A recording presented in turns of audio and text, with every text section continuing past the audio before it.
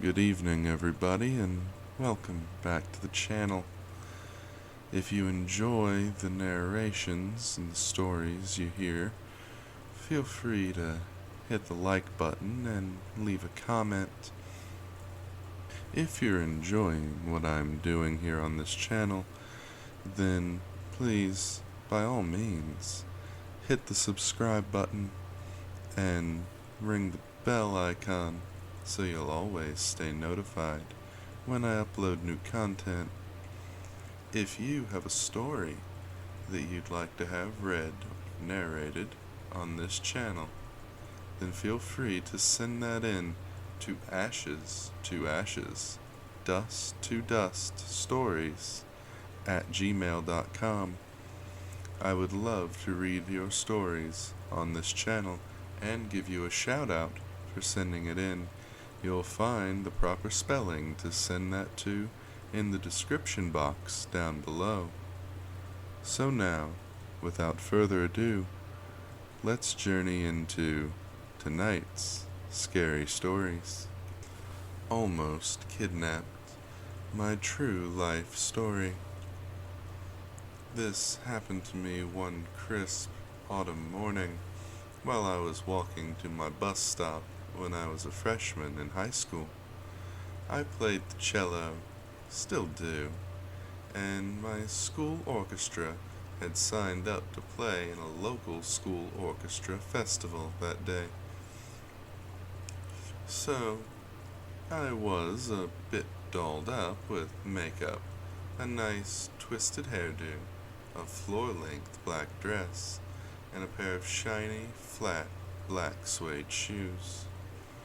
I decided not to take my cello and use my school's cello instead to avoid the risk of damage and theft.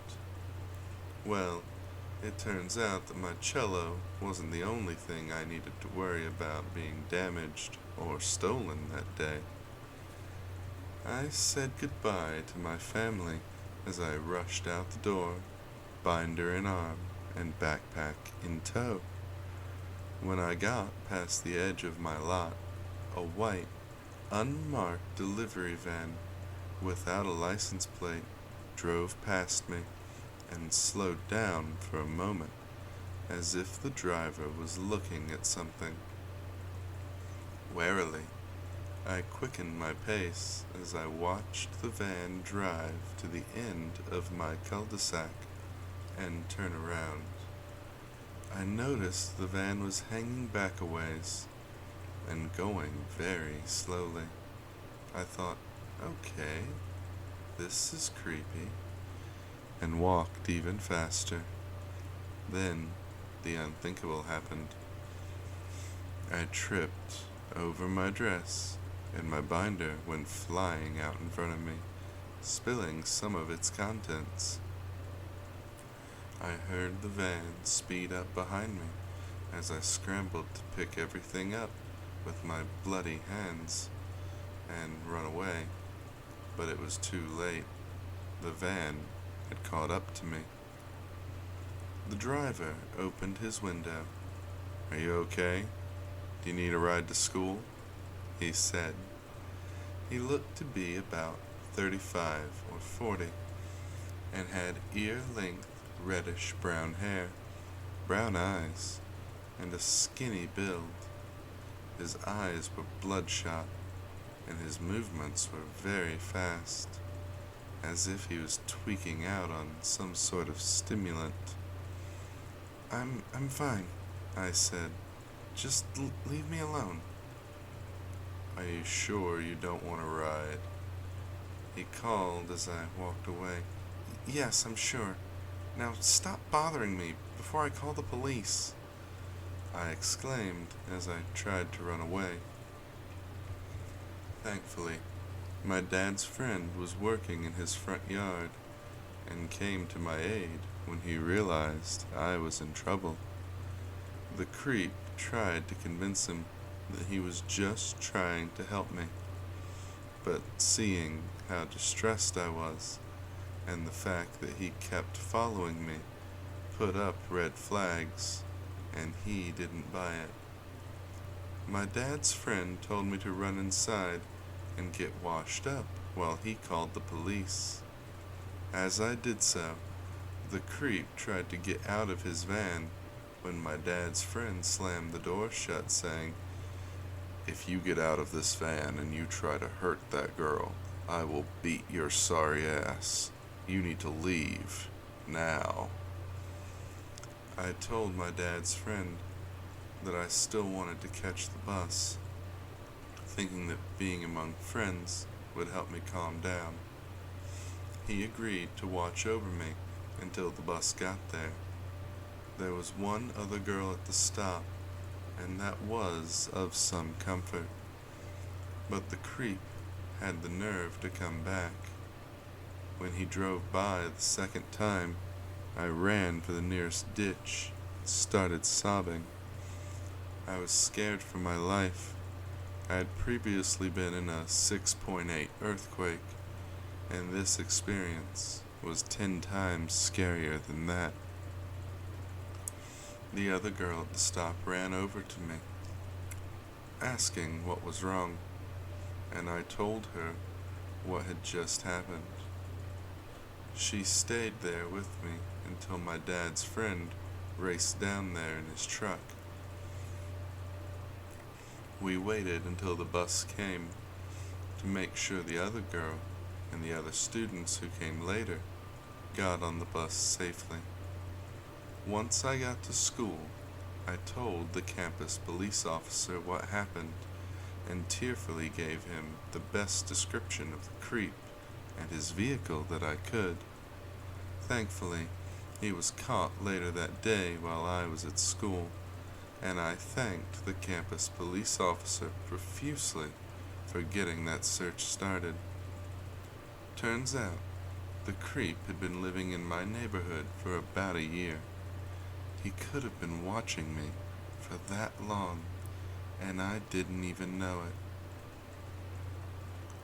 This is an experience I would not wish on my worst enemy. For months afterwards, I was so afraid to walk by myself in my own neighborhood that my parents had to walk and drive me to my bus stop. And the wait for, because going by myself meant having flashbacks and embarrassing panic attacks. This creep may not have taken me, but he took away my ability to feel safe, and it took me a long time to gain that back. To the creep who did this to me, why? Creepy neighbor from my childhood. I literally just remembered this guy, so I'm quickly writing it down here so I don't forget.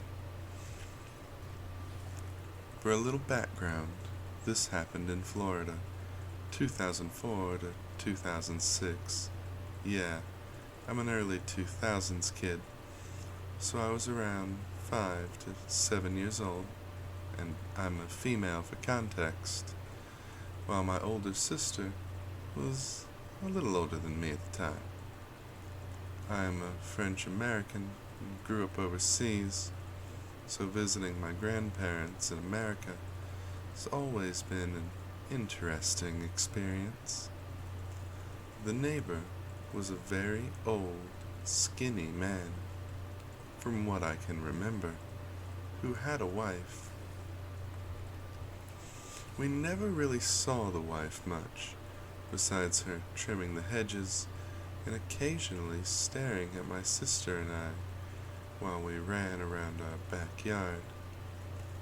To make sense for the following events, my grandparents used to live in the house they moved into.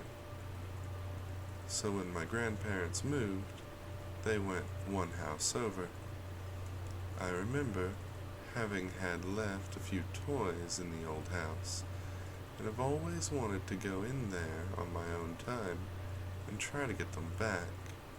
This, of course, never happened.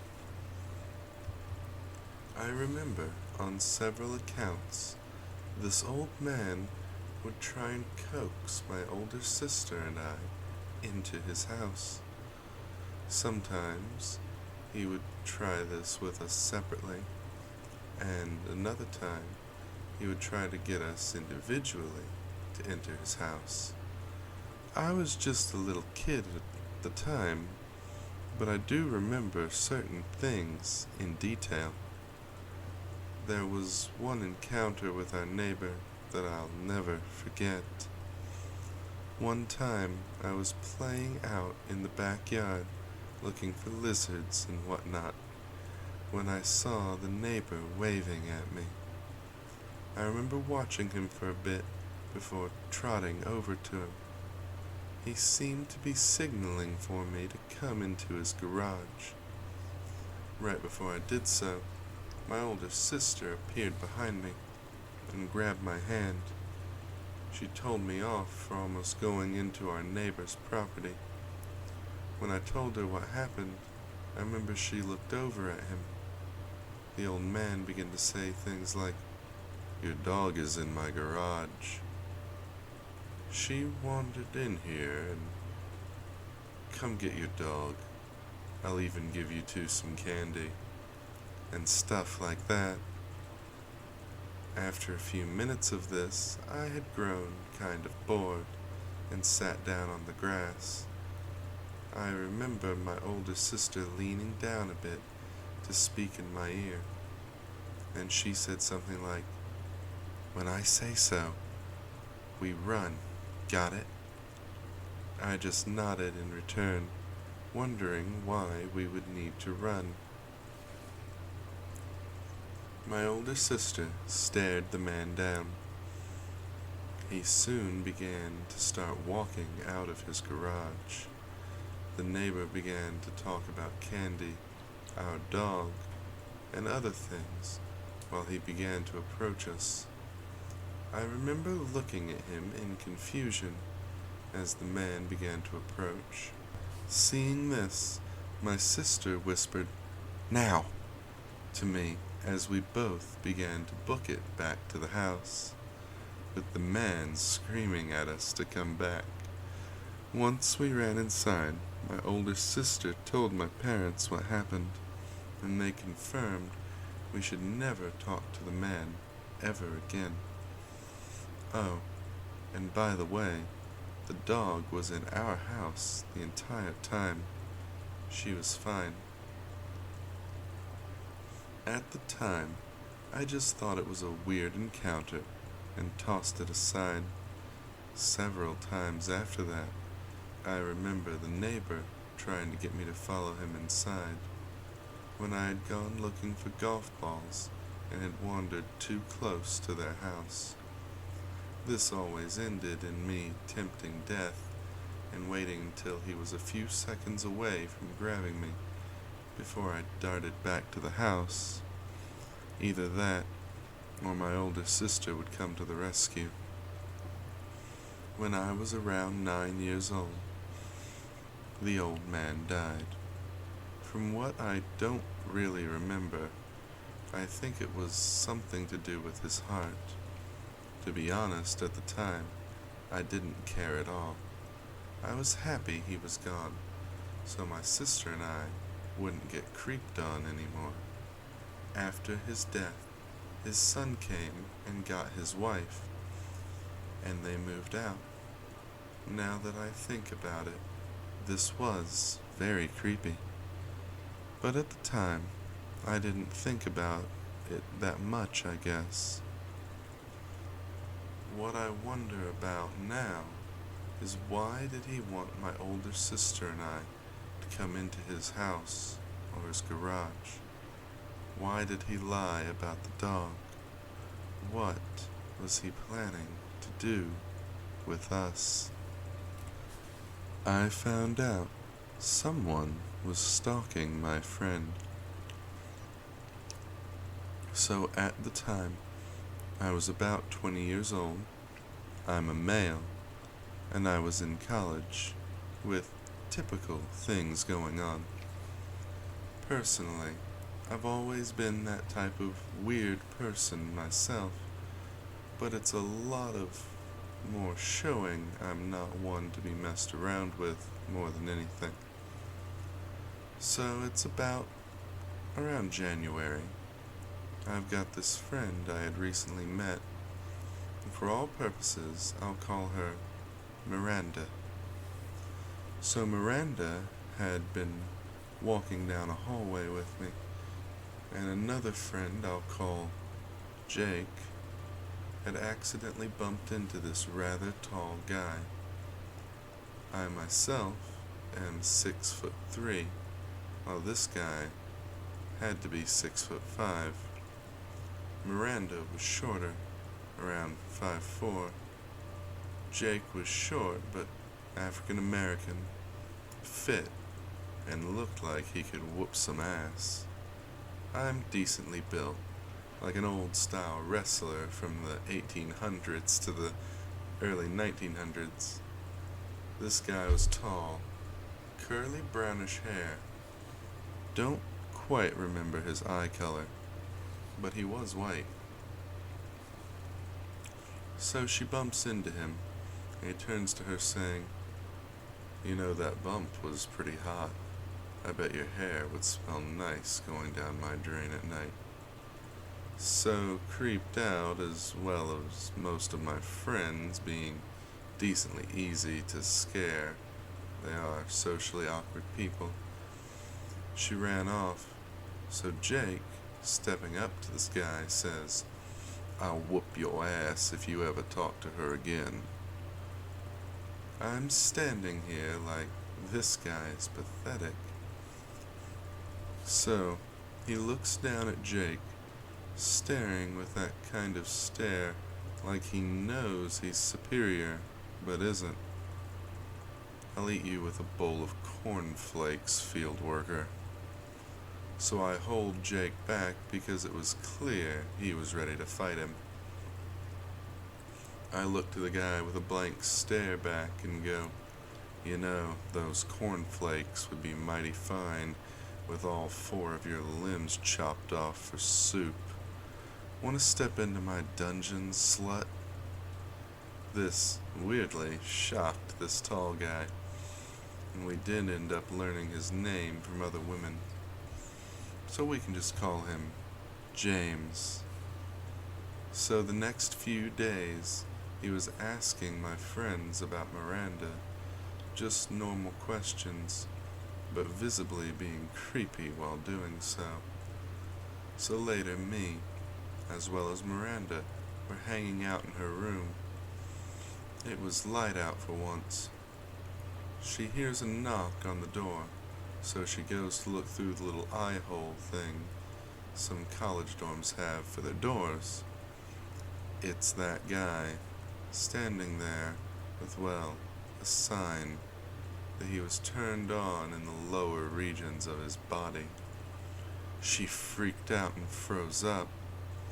I noticed this, walked over to see through the eye hole. So, not gonna lie, I'm pretty weird, but I'm not stupid.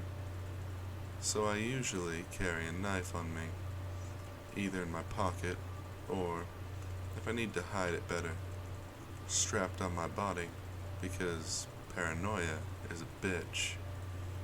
So I pull it out, then open the door quickly as I had my friend go into her bathroom. The guy goes, "Oh, it's you, asshole." I lick my lips, holding out my knife, and look at him. "Leave, or I'm gonna cut you and drain your blood until you die, piggy." So he looks alarmed at this, runs off, and I can't say for sure, but I think he had a rag in his hands behind him, so I am just assuming he planned on, well, the whole "does this rag smell like chloroform" play on that had I not been there. I talked to my friend after, and we reported him after, though more she did, because I mean the whole part of me having a knife on those grounds would not have went over so well. So I ended up staying for another term of college. Decent scores, of course. This dude had left my friend alone for about 2 months. The last time he tried anything, my friend Miranda was walking with Jake, as well as another friend who is just as tall as this guy, pretty skinny, 6-pack. To be honest, I found this friend hot. I'll call him John. So, the guy steps out from behind a corner and tries to grab Miranda by the arm. What happened next, I expected. Don't know exactly who did it, either it was Jake or John, but got the guy on the ground. They stomped him out pretty good. The guy was brought to the hospital and charges were filed. So about a month later, as I ended up leaving half a term early, came back a few weeks later for graduation, found out that this guy had been let go of police custody as well, since the college wasn't the greatest. They didn't have camera proof of him doing any of this. He had been sighted outside the windows at night, looking in on people. No clue if they ever found him after, but it's just kind of weird this happened. All I know is, during all of this guy usually left any room I walked into, because I might have out-creeped the fucker to the point that he avoided me, which I found cool, I guess.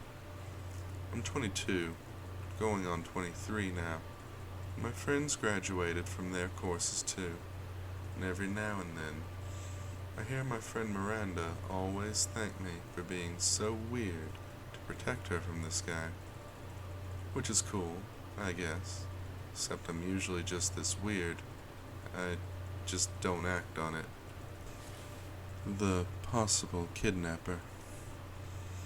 This story takes place 6 years ago, when I was 7 years old. This event went right over my head back then, but over the years, I began to connect the dots. Before I start this, I would like to say that this is only a possibility, so please don't comment that it was an accident or that he didn't have bad intentions, because I know that may very well have been nothing. This story starts off at a diner where my mom, sister, and I go up to pay for our food and head out. When our food was paid for, I stuck out my hand, expecting my mom to hold my hand as I walked out, and a hand gripped mine, and we began to walk out. I would have walked out with this man if it weren't for my mother and sister noticing I wasn't with them, and they stopped the man. I remember us having a laugh about it and driving away. But as you would expect, I saw the cliché white van in the parking lot. Sure, I know not everyone who drives a white van has bad intentions, and that the man may have mistaken me for one of his own children. But I don't remember seeing any other kids in the diner that day. My mom says that I'm reading too deep into it, and she may be right, but I just have this creepy feeling that it wasn't as innocent as everyone thought. So, possible kidnapper. Let's not meet. Let's not meet. So, here's some background info. I'm a 14-year-old female. I am very, very small, since I'm barely 5 feet and 100 pounds. I look younger than I really am.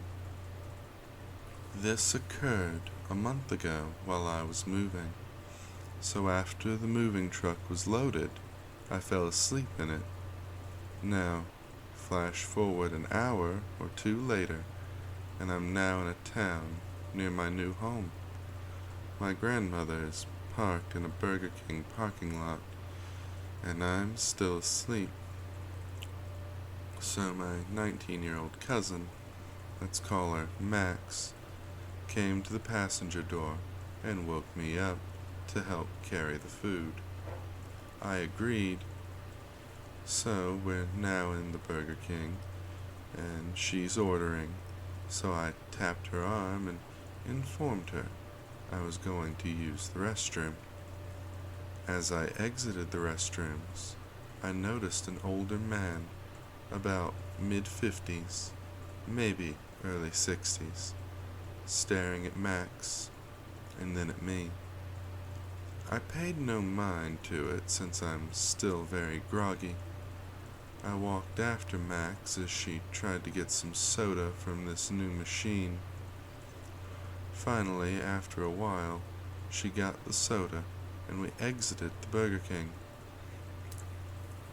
Now, as I'm sitting in the moving truck, sipping on my chocolate milkshake, I see this guy walking towards the truck, and he exclaims, "I know who you are," and stops at the driver's side where my grandmother was. She looked rather confused and replied, "Who am I?"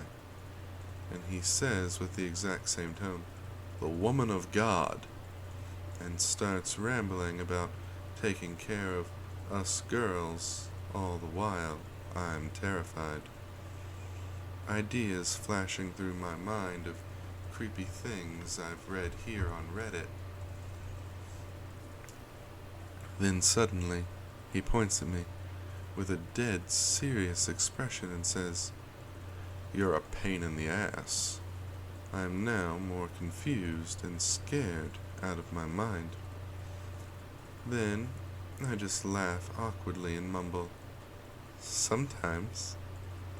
So he continues rambling until I hear Max calling me, telling me I left my fries in the bag. But I already had my fries. I went over to ask her what she meant, but she changed the topic to the guy. After 5 minutes, we both agree he's giving off creepy vibes. My grandmother, however, calls my name to inform us we're leaving. The old man was blocking our path at the time, so he hopped in, and before he moved out of our way, he did the "I'm watching you" motion, and literally mouthed the words, "I'm watching you." Now this is when I grabbed the phone and called Max, telling her to make sure he didn't follow us. Luckily, he didn't. It just creeps me out to think he watched us order our food and get our drinks. So creepy, Burger King creeper. Let's not meet again.